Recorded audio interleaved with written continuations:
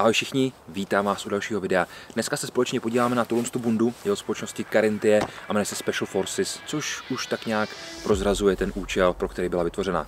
Jdeme na to.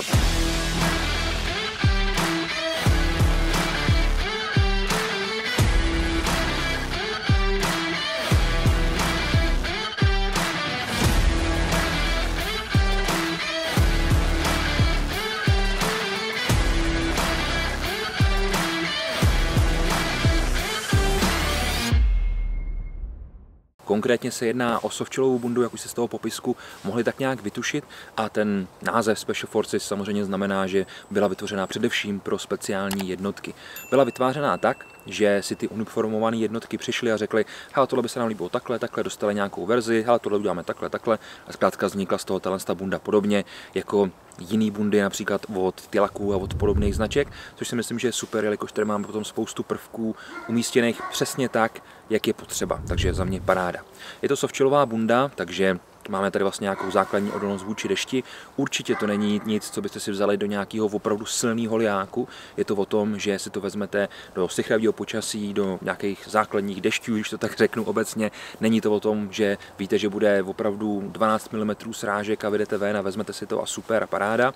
O tom to není, ale o tom není žádná softchilka. Ty softchilky mají ten vodní sloupec kolem 5–8 tisíc, což samozřejmě mají potom už ty lepší, ale nikdy nenabídnou to, co nabídne třeba klasická goráčovka nebo nějaká jiná membránová bunda. Takže tady je potřeba s tím počítat. Co ale ta bunda může nabídnout, tak je skvělá odolnost vůči větru, jelikož má od společnosti Gore membránu Windstopper. Takže nahoře 100% polyester, pod tím membrána Gore, což si myslím, že je velice dobrá značka na to, zvolit si od ní ty membrány, hlavně velmi zvučná značka. A ta membrána potom dělá to, že odráží veškerý vítr, což je super, ale dokáže propustit ty vodní páry ven, takže je prodyšná, ale nepustí k nám vítr, takže vlastně víceméně se tím doplňuje potom ta izolace, kterou od té bundy bychom potřebovali, kterou bychom od ní chtěli. Na zádech potom najdeme panel, který je udělaný z materiálu G-Love, je to vlastně izolační panel, mají tam 40 gramů na metr čtverečný, což je taková velice základní izolace, kterou zpravidla máme většinou u lehkých bund na rukávech, který máme na zádech, a je to samozřejmě kvůli tomu, aby když budete mít třeba nějaký batoh nebo něco takového, tak aby ty záda fungovaly tak, jak mají. Takže víme vlastně ty základní parametry, víme takové ty základní věci ohledně téhle bundy. Pojďme se podívat na jeden parametr, který je tady samozřejmě velmi často diskutovaný v komentářích, a to je cena. Tahle softchilka je potom v hodnotě něco kolem 7 000 korun. Je to opravdu udělaný konkrétně pro ty KSK speciální jednotky a odráží tady samozřejmě ten výzkum, ta anatomie a spousta dalších věcí, u kterých si dokážu najít potom to opodstatnění té ceny jako takový.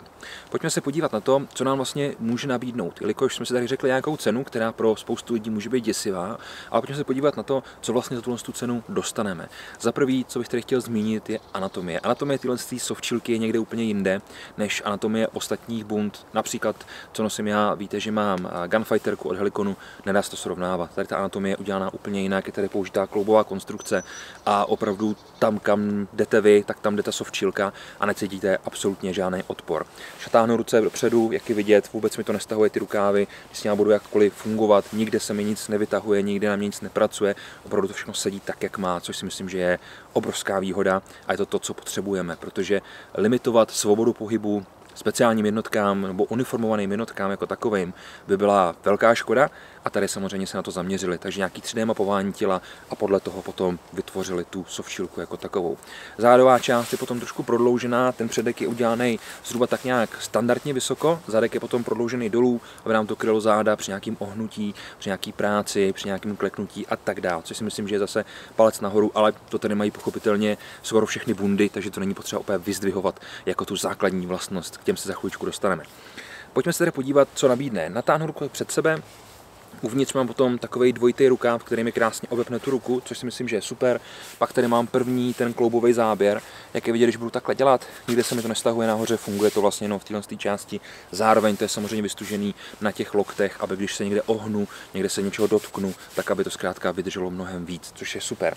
První kapsy, rukávovky takhle pěkně pro praváky i pro leváky, což je super. A mám tady samozřejmě panely z velkra, což je taky paráda, takže tam dám nějaké označení jednotky nebo to, co mě baví, to, co tam chci mít. A zároveň v tom základu tady mám i takovýhle krycí panely, které potom fungují tak, že mi to vlastně že to vlastně není potom už tak nápadný, což tady opravdu oceňuju. Mimochodem, tuhle sovčilku můžete mít buď to folivový nebo černý a já mám 185 cm, 105 kg a mám na sobě XL a myslím si, že mi sedí parádně. Pod tím mám momentálně ještě serak od Tilaku, takže je vidět, že pod tím mám nějakou další izolační vrstvu. Ta bunda je položená do 5 stupňů, takže méně než 5 stupňů už by se nosit neměla, ale už na těch 5 stupních potřebujete tu izolační vrstvu. Dneska jsou 3, dejme tomu, a já ji mám na sobě, že jsem trošku rebel, ale pod tím, že mám ten serak, tak je mi v tom dobře. Kdybych ten serak neměl, tak si myslím, že se dá použít tak kolem 10-12 stupňů, níž bych asi nešel, samozřejmě pak záleží, jak moc je sichrovo vlhko a tak dále. Ale to jsme trošku odbočili, pojďme zpátky k té konstrukci. Když pak půjdu nahoru, mám tady takovýhle pěkný panely.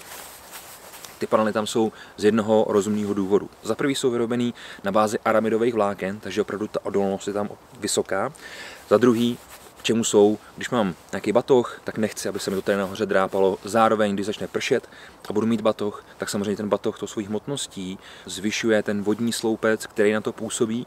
Takže když by byl nějaký normální déšť, byl by třeba sloupec 3000, a budu mít těžký batoh, třeba 20 kg, tak mi to může vyšvihnout třeba na 10 000. Trošku přeháním, ale víceméně to tak funguje a potom vám ten materiál začne protejkat. Takže tady je to i kvůli tomuhle, ale pochopitelně je to i kvůli tomu, aby to trošičku víc vydrželo. A taky se mi to fakt líbí. Vypadá to na tom moc pěkně. Když pak půjdeme směrem dovnitř, najdeme tady pěkný zip. Zip je samozřejmě IKK, je to neprofoukavý, nepromokavý zip, takže takový ten hezky uzavřený, chod má pěkný, z druhé strany potom druhý jezdec. Ten druhý jezdec slouží samozřejmě, abych se to mohl třeba vyvětrat nějakým způsobem, nebo abych se dostal k opasku, k nějakým věcem, ale pochopitelně i kvůli tomu, že budu mít nějaký úvazek a budu mít tady tu osmu, což není úplně šťastný pohyb, co jsem teďka udělal, nicméně, když budu mít vlastně v téhle části tu osmu s tím lanem, tak se to můžu jenom rozepnout, krásně se to využít, pak zase zapnout a pokračovat dál, abych tu bundu neměl nad tím vyhrnutou, vypadá to blbě, zároveň se i ničí a není to nic moc, může se vám dostat do té osmy, třeba kus toho zipu, nebo si tam na to dáte třeba nějaký paracord, aby se vám to líp drželo, pak se vám to dostane do té osmy při tom slaňování. To není situace, kterou chcete zažít, takže je tady super. Tak, vysoký límec, který má opravdu velice pozitivní chin-guard v té horní části. Ten chin-guard je pro mě hrozně důležitý, někdo občas kroutí hlavou. Nicméně já s těma vousama, když bych si to zapínal, tak se tam často můžu skřípnout vousy, v tomhle případě úplně v pohodě. Ten chin-guard je opravdu velice pozitivní. Zároveň límec vysoký, můžu to stáhnout. Tak, za límcem pochopitelně kapuca. Kapuca je udělaná tak, že má tady takovou tvrdší část, takže to působí jako kšilt. Když to pak dopnu, mě to krásně obepne. Samozřejmě si můžu i nějakým způsobem regulovat tu velikost a ten obvod té kapuce jako takový. Tak, tím můžeme opustit ten vršek a pojďme se podívat směrem dolů. Tady na stranách mám pěkný kapsy. Ty kapsy mají uvnitř příjemný materiál, který mi trošičku ty ruce zaizoluje, což je super, takže si tam můžu maličko ohřát. Zároveň ta kapsa, jak je vidět, taky opravdu velká. Jsou posazený maličko vejš, když budu mít nějaký bederák třeba, tak aby mi to úplně nepřekáželo, takže nejsou ty úplně vysoké kapsy, ale zároveň jsou maličko vejš, což si myslím, že to usazení, ta pozice je taková akorát. Ve spodu už jsme si řekli dvojitý zip a samozřejmě možnost stažení té bundy v tom spodním lemu, aby to krásně obepnulo vlastně to tělo. Co je důležité si povědět, máme tady velkou krycí légu zevnitř, aby to neprofouklo, i když je tam ten super zip, ale i tak je to podpořený radši légou a máme tady několik sad vnitřních kapes. Máme tady vlastně jednu, druhou, že 4 vnitřní kapsy, nějaký další materiál. Tak já to tady mám otevřený, ani jsem se toho nevšiml, nicméně, jak je vidět, tak v zadní části máme otvory pro ventilaci, takže když nám bude teplo, jenom se to buď to můžu otevřít ze spoda, anebo se to můžu otevřít ze spoda i tady na stranách, aby se zkrátka trošku toho tepla dostalo ven. Jasně, ta bunda je prodyšná, vím, říkal jsem to, ale když půjdete ve vysoké vlhkosti někam do vysokého kopce, stejně se spotíte a můžete mít na sobě cokoliv, když budete úplně nahý, stejně se spotíte.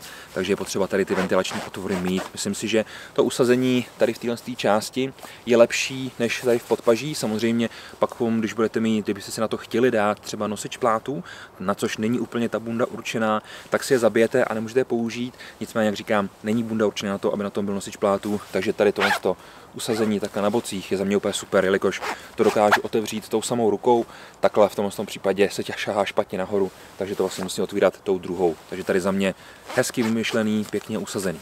Tak, K čemu ta bunda slouží, k čemu bych já osobně ji používal a kde si myslím, že jsou ty její silné stránky.